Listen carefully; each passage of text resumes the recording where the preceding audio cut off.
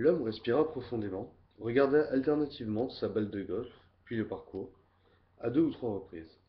Il eut un bref mouvement d'épaule, une sorte de haussement, suivi d'un léger roulement vers l'arrière. Michael se retint de rire. Chaque fois que John Dale s'apprêtait à frapper la balle, il avait le même tic nerveux, plus ridicule qu'une heure. Un bruit mat, et la balle s'envola très haut, décrivant une grande courbe avant de retomber et de s'immobiliser rapidement sur le sol. Pas mal du tout, dit Michael, avec un sourire flatteur. Joli lob. Les deux hommes se remirent en marche.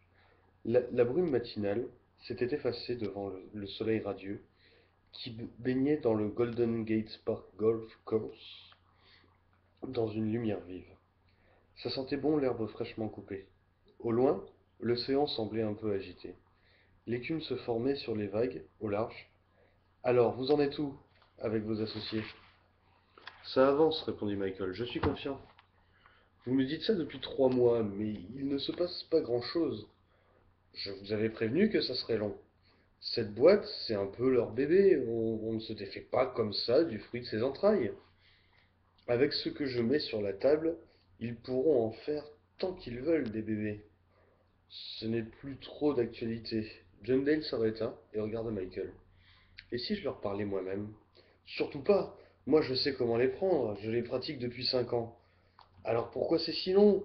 Avec ce que j'offre, on se laisse facilement convaincre, il me semble. Quand il y a de l'affectif, l'argent ne fait pas tout. Ils ne vendront jamais à quelqu'un d'extérieur. Il faut que ça passe par moi. Je les travaille au corps, mais ça prend du temps. On n'a rien sans rien. Dundee fit une moue dubitative. Faites-moi confiance, ajouta Michael. C'est en bonne voie. Ils continuèrent à marcher en direction du green. Au loin, sur l'océan, de nombreux voiliers étaient de sortie, malgré la houle, pour profiter du vent. On les devinait malmenés par les vagues. Michael respira à fond. Il ne pourrait pas faire mijoter John longtemps, comme ça. Il le savait. À vouloir gagner sur tous les plans, il risquait de tout perdre. Mais bon, il n'allait quand même pas se contenter de la plus-value de revente de ses seules parts, et laisser ses associés toucher autant alors qu'ils n'avaient rien fait, pas même participé à la négo. Tant mieux d'ailleurs. Ils étaient tellement petits qu'ils auraient été fichus de vendre à 4 ou 500 dollars la part, alors que John était prêt à en donner 2000. Dans cette laiterie géante, Dan, on voit des centaines de vaches alignées côte à côte. Elles ont tellement peu d'espace qu'elles ne peuvent se retourner. On se demande si elles peuvent s'allonger pour dormir. Et qui est frappant, ce qui est frappant, voyez-vous, c'est qu'elles portent sur elles les conséquences de leur enfermement. C'est à peine croyable, mais figurez-vous que leurs sabots ont poussé, puisqu'elles ne les eussent jamais. On dirait des ongles géants qui se retournent et tournoient sur eux-mêmes. C'est assez monstrueux. Pour ainsi dire, voyez-vous, Dan, en les regardant, on ne peut s'empêcher de penser qu'une fois leur vie de laitière achevée, elles seront soulagées de partir à l'abattoir pour finir dans nos assiettes. Merci Tiffany, notre envoyé spécial dans une ferme près de Denver, Colorado. Environnement toujours, environnement toujours, on retrouve Jeremy Stunson en direct de Doha au Qatar.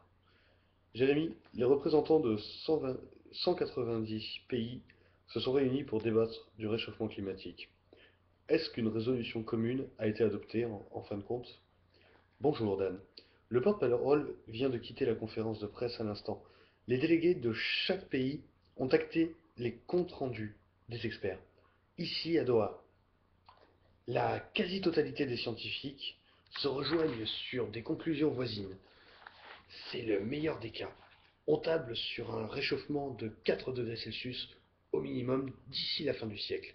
Alors 4 degrés Celsius, mon cher Dan, cela peut nous sembler peu, mais à nous, citoyens qui aimons la douceur, mais comme l'ont rappelé les scientifiques de la délégation française, On a connu dans le passé une époque où la température du globe était de 4 degrés Celsius inférieure à la température actuelle.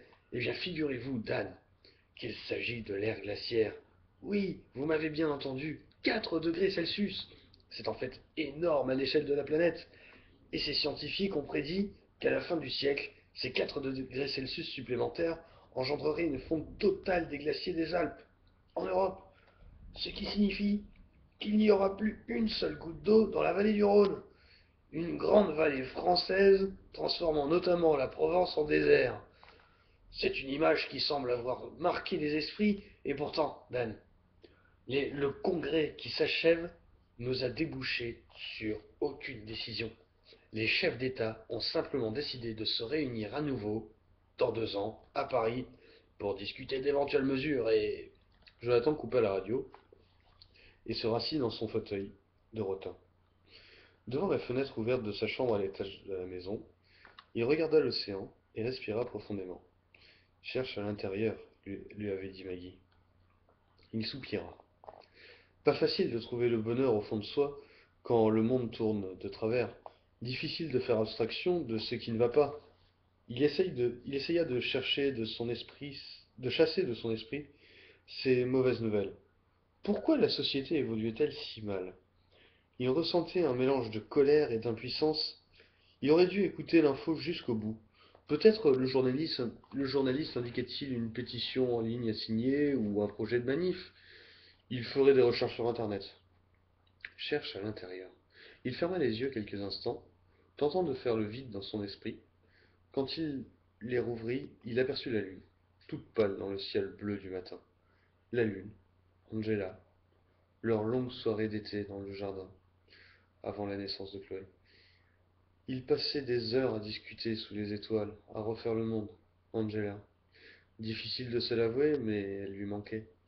Malgré la rancœur accumulée contre elle, contre cette séparation injuste basée sur des reproches indus, qui pouvait-il, qui pouvait-il lui? S'il avait reçu une babysitter nymphomane, mais Angela n'avait rien voulu savoir, intransigeante, fidèle à elle-même. Comme dans le passé, quand elle lui reprochait de trop travailler, de n'être pas assez présent dans la famille.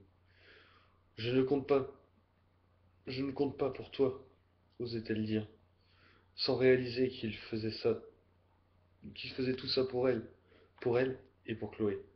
Il se leva et chercha dans la poche de sa veste son portefeuille. Des années qu'il n'avait pas revu la photo.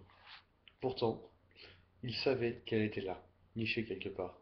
Il finit par la retrouver, ironiquement glissée entre les feuillets de ses papiers d'assurance. Il la prit entre ses doigts et sentit un pincement de cœur.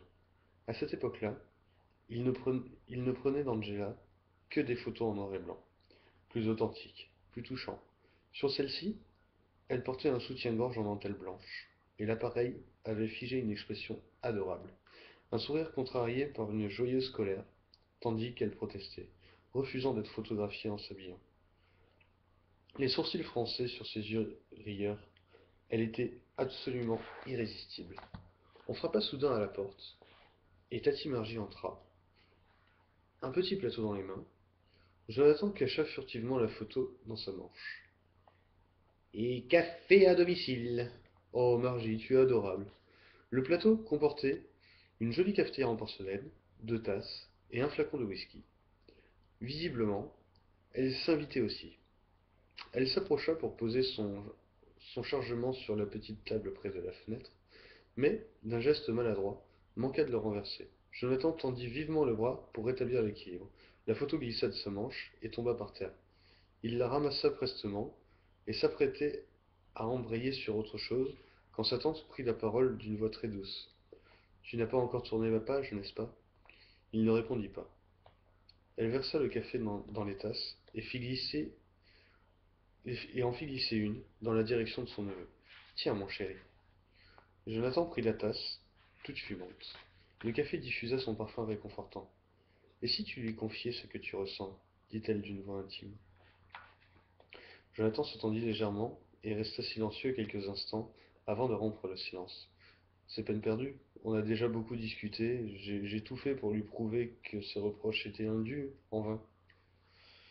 Je ne suggère pas d'expliquer, juste de dire ce que tu ressens. C'est pareil, non? Elle soupira. Mon pauvre Jonathan, malgré tes années de vie commune, tu ne connais pas les femmes. Jonathan la regarda interdit.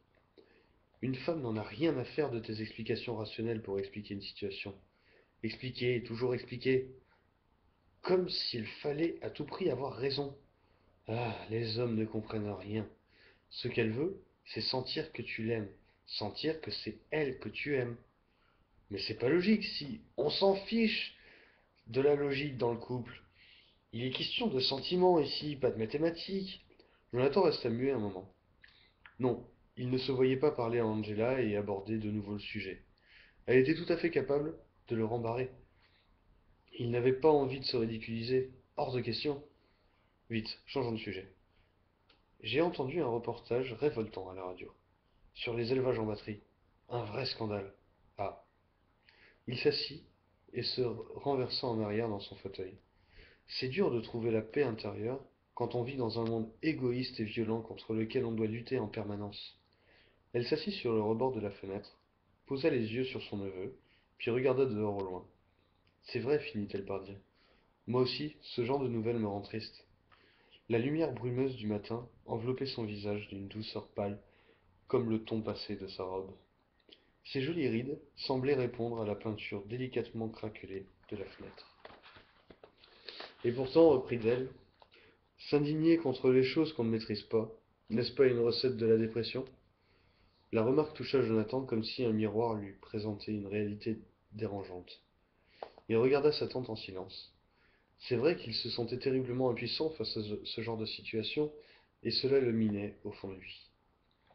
Il faut bien que quelqu'un se lève contre les dérives de la société. On ne peut pas rester les bras ballants à déplorer ce qui se passe et continuer sa petite vie comme si de rien n'était. Margie posa sur lui un regard plein d'empathie. Dans les années 1930, un théoricien protestant a popularisé une prière très à propos. Certains disent qu'il s'est inspiré de Marc Aurèle.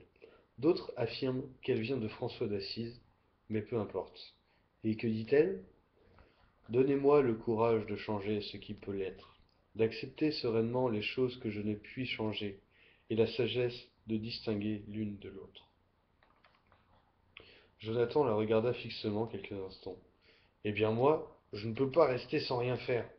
Dans la vie, on doit voir les choses évoluer, pas régresser. Je comprends bien sûr, mais que veux-tu faire? Et d'ailleurs, que fais-tu? Jonathan leva les yeux vers elle. Je me bats contre tout ça. Je le dénonce tant que je peux. Je lutte. Il resta silencieux un instant, puis se laissa retomber en arrière dans son fauteuil, avant d'ajouter. Et parfois, je me demande à quoi ça sert, au fond. Probablement à rien. Merci, tu me remontes le moral. Margie inspira profondément. En luttant, on renforce souvent ce contre quoi on lutte. Jonathan fronça les sourcils. Tu trouveras des contre-exemples, dit-elle, mais c'est néanmoins vrai dans presque tous les domaines. Je ne vois vraiment pas pourquoi. Margie resservit du café, toujours aussi fumant, toujours aussi parfumé. Il y a une raison profonde à cela, mais j'aimerais mieux te la faire découvrir à travers une expérience. Une expérience? Il faudrait que j'organise ça à ma fondation. Je croyais que tu avais pris ta retraite il y a 10 ans. Elle esquissa un sourire en guise de réponse. En attendant, dit-elle, je peux te donner quelques illustrations si tu veux. Sur le plan relationnel, par exemple. Imagine quelqu'un exprime une idée qui te semble totalement fausse, voire choquante. Ok? Si tu t'opposes à lui et attaques son idée, qu'est-ce qui va se passer? Tu vas le vexer, donc tu l'obliges à défendre son point de vue pour éviter de passer pour un idiot. Ça va cristalliser sa position et il ne pourra plus changer d'avis. En luttant contre son idée, tu l'as renforcée. Vu comme ça, au XVIIIe siècle, en France, la monarchie de l'Ancien Régime a lutté par la censure contre les philosophes des Lumières, et cela n'a fait que renforcer le mouvement qui finit par déboucher sur la révolution de 1789. Jonathan hocha la tête. En Russie, à l'aube du XXe siècle, poursuivit Margie, la police du tsar persécutait tous les contestataires, qu'ils soient socialistes ou libéraux. Cela n'en fit qu'alimenter l'exaspération, qui finit par servir les communistes en 1917. Je ne savais pas. J'ai un exemple encore plus probant, dit-elle, en se levant. Mais ne bouge pas. Il faut que j'aille chercher les chiffres. Laisse, c'est pas la peine. Si, si. Elle quitta la pièce et revint quelques minutes plus tard, un papier à la main.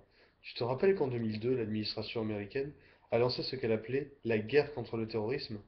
Cette année-là, les US Department of State dénombraient 198 actes terroristes dans le monde, tuant 725 personnes. Après 10 ans de lutte sans relâche à grande échelle, impliquant des moyens considérables, l'administration américaine a révélé les chiffres de l'année 2012. 6 771 actes terroristes tuant plus de 11 000 personnes. Ça calme. C'est vrai aussi sur le plan de la santé, tu sais. On en reparlera peut-être un jour. Je ne vais pas te faire un cours de biologie aujourd'hui. C'est bien joli tout ça, mais on ne peut pas non plus tout accepter. Le modèle individualiste et consumériste qui rend tout le monde malheureux est parvenu à s'étendre sur presque toute la planète, même dans les coins du monde de cultures très différentes, totalement hégémoniques. Ça me révolte. C'est justement parce qu'il est hégémonique que ce modèle s'effondrera de lui-même. Là encore, l'histoire tend à nous le démontrer au fil des siècles. Napoléon a réussi à conquérir la moitié de l'Europe, n'est-ce pas? Eh bien, quand il a quitté le pouvoir, le territoire français était plus petit qu'à son arrivée. Regarde aussi l'Empire romain, le Saint-Empire, l'Empire ottoman, les empires coloniaux, l'Union soviétique. Tous ceux qui ont eu vocation à s'imposer se sont désintégrés. Jonathan n'était pas totalement convaincu, même si les propos de Margie étaient de la nature à le rassurer. Il regarda par la fenêtre de la chambre. La brume commençait à se dissiper lentement. Il prit la tasse bien chaude entre ses mains et but une gorgée. Une saveur forte et réconfortante. En se diffusant dans son corps, la chaleur dissipait sa colère. La voix douce de Margie le tira de ses pensées. Crois-moi, la lutte est vaine. Et comme le disait Lao Tse, il y a 2500 ans, mieux vaut allumer sa petite bougie que maudire les ténèbres. Allumer sa petite bougie, répéta Jonathan, sur un ton dubitatif en laissant son regard se perdre par la fenêtre. La lune avait disparu, effacée par la luminosité d'un ciel délaissé par la brume évanouie. Margie poursuivit d'un ton très calme, presque innocent. Ce que l'on déteste chez les autres est parfois ce que l'on n'accepte pas en soi. Jonathan accusa le coup. Malgré un abord très bienveillant, Margie ne le ménageait pas. Il était prêt à se remettre en question, mais là franchement, il ne voyait pas en quoi il était responsable des misères de la société. Bon, certes, il n'était peut-être pas totalement réglo dans l'exercice de son métier, mais qu'il l'était. Personne n'est parfait. Lui estimait ne pas avoir grand-chose à se reprocher. Si tout le monde était aussi malhonnête que lui, la terre serait un paradis. Margie se pencha vers lui, et des yeux brillants, presque rieurs, glissa sur le ton de la confidence. Cherche le divin en toi, plutôt que le diable chez les autres. Jonathan la fixa quelques instants un peu vexé. Le divin en moi? Je croyais qu'au fond de nous, il y avait le péché. Ça, c'est peut-être la pire de toutes les interprétations qu'on ait pu faire. Quand je pense aux ravages que ça a occasionné dans les esprits, on en subit encore les conséquences aujourd'hui. Adam et Ève ont pourtant bien désobéi, dit Jonathan, en lui adressant un sourire ironique. Margie lui rendit son sourire. Tu veux mon sentiment? Si Dieu existe, c'est lui qui a voulu qu'Ève croque la pomme. La Bible dit qu'il le lui avait défendu. Oui, pour l'inciter à le faire. En se rebellant, Ève a accompli le premier acte de liberté au monde. C'est pas le péché originel, c'est la liberté originelle. Tu vas peut-être un peu fort là. Margie prit un air faussement offusqué. Comment un croyant peut-il imaginer un seul instant que Dieu n'ait pas été capable de créer un être parfait qui suive en tout point sa volonté? S'il avait voulu qu'Ève obéisse, elle aurait obéi, non? Crois-moi, Dieu a voulu l'homme libre. Sur ce, elle saisit la bouteille de whisky et en versa quelques gouttes dans la tasse de café. Jonathan la regarda. C'était vraiment un sacré personnage. Il lui enviait son optimisme à toute épreuve. Bon, alors comme ça, j'ai le divin au fond de moi. Et comment je fais pour le trouver? Elle lui offrit son plus beau sourire. Devine, dis-le. J'ai déjà répondu à cette question. Ah, tu vas me dire encore, cherche à l'intérieur, c'est ça? Tu apprends vite. Ça ne me dit pas comment faire, et d'ailleurs, c'est quoi le divin en moi? Margie lui adressa un regard lumineux, plein de bonté. Trouve le divin, trouver le divin, c'est accéder à un niveau de conscience supérieur. Oula, c'est pas très concret, t'avoueras. Un jour, ça te semblera très clair. Hmm. Et ce jour-là, peut-être plus proche que tu ne le, et peut-être plus proche que tu ne le crois. Et ça m'apportera quoi d'accéder à ce niveau de conscience, comme tu dis? Tu te souviens quand on parlait du péché hier? On disait que certaines choses, après une brève satisfaction, nous font ressentir un grand vide, et finalement nous tirent plutôt vers le bas. Oui. Et bien là, c'est un peu l'inverse. Quand on a dépassé la simple recherche de plaisir, quand on a des actes et des paroles soufflés par notre conscience, et pas seulement dictés par le désir d'en tirer un avantage personnel, on se sent porté par quelque chose de plus grand que nous. Cela arrive aussi quand on trouve notre mission, ce dans quoi on se réalise. Même si c'est en dehors du travail, on découvre alors que cela surpasse largement nous, bref, tout ce que peut nous apporter l'éphémère satisfaction de nos désirs. Notre mission, tu deviens mystique là. Sa tante sourit. J'ai tendance à penser que chacun de nous a un destin, en effet, et qu'il est dommage de passer à côté. Jonathan se mit à rire. Tu crois vraiment qu'il y a 7 milliards de démiurges sur Terre? Je n'ai pas dit qu'il s'agissait forcément d'une mission grandiose. Il peut s'agir de quelque chose de plus humble. Mais ce sont parfois des choses d'apparence anodine qui comptent vraiment dans le monde, tu sais. On a tendance à penser que ce sont les grands leaders qui ont forgé le cours de l'histoire. Ce n'est pas tout à fait vrai en réalité. Chacun, par ses actes, ses paroles, son état d'esprit et ses émotions, influe sur son entourage. Et puis cela se propage comme des ondes à la surface de l'eau. Forcément, rien n'est neutre, tu sais. Au final, chacun de nous a un impact sur le monde. Et quand on a trouvé sa mission, on a un rôle à jouer. Un rôle utile à l'humanité, aux êtres vivants, à l'univers. Un rôle à jouer. C'est pour ça que chacun de nous a des talents qui lui sont propres, même si pour la plupart des gens, ces talents restent cachés au fond d'eux, n'attendant qu'à émerger et être cultivés. D'ailleurs, découvrir nos talents est aussi un moyen de comprendre notre mission. Jonathan fit la moue. Chez moi, ils doivent être bien cachés alors. Il resservit du café. La plupart des gens se sentent obligés de faire ce qu'ils ont toujours fait, même quand ça ne les épanouit pas. Et ils s'interdisent d'écouter leurs envies profondes, persuadés que ça ne les mènerait nulle part. Alors qu'en fait, c'est exactement l'inverse. Nos envies, nos envies profondes, et non pas nos désirs superficiels induits par la société, sont des pistes à suivre pour avancer sur le chemin de notre mission. Des pistes? Oui, c'est notre âme qui nous fait signe à travers ses envies, pour nous attirer sur notre voie. Un appel feutré du destin. Elle but quelques gorgées avant de reprendre. Notre voix apparaît, à nous, quand s'évanouissent nos illusions, qui nous trompent sur nos directions, et que notre conscience s'éveille. Et tu sais que ce qui est troublant dans la vie, c'est que tout ce qui nous arrive en positif comme en négatif, en joie comme en drame, sert secrètement à un seul but: éveiller notre conscience, car c'est seulement là que nous devenons pleinement nous-mêmes. Jonathan respira profondément. Par la fenêtre entr'ouverte, l'air du large se faufilait jusqu'à lui, se chargeant au passage du parfum des arbres, des buissons et des fleurs du jardin. Ça me semble difficile de découvrir mes envies profondes, comme tu dis. J'ai déjà passé beaucoup de temps, après notre dernière discussion, à réfléchir à ce qui pouvait surpasser mes désirs. Je me suis pas mal creusé la tête, sans résultat. Margie lui adressa un sourire bienveillant. Écoute ton cœur, pas ta tête. Jonathan se mit à rire. Écoute ton cœur. C'est bizarre d'entendre cette expression populaire dénuée de sens dans la bouche d'une biologiste. Je sais, les expressions populaires sont moquées par les intellectuels. Eh bien, ils ont tort.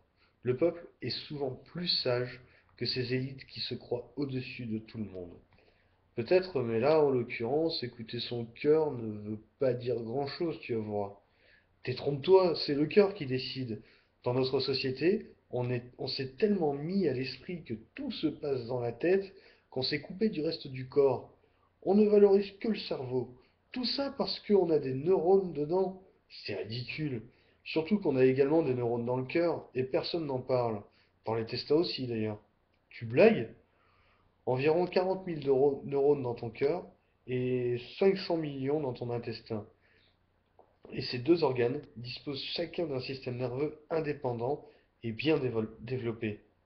Ça alors, les bonnes décisions viennent du cœur et des tripes, pas de la tête. Dans l'Égypte ancienne, on l'avait bien compris d'ailleurs. Ah, derrière la biologiste, l'archéologue n'est jamais loin. Avant de momifier un pharaon, les Égyptiens extrayaient de son corps toutes les viscères. Mais ils ne gardaient que ceux qui avaient de l'importance, qu'ils conservaient soigneusement dans de somptueux vases destinés à être enterrés avec la momie. C'était le cas du cœur et des intestins notamment. Elle marquait une courte pause avant d'ajouter: le cerveau, il le jetait à la poubelle.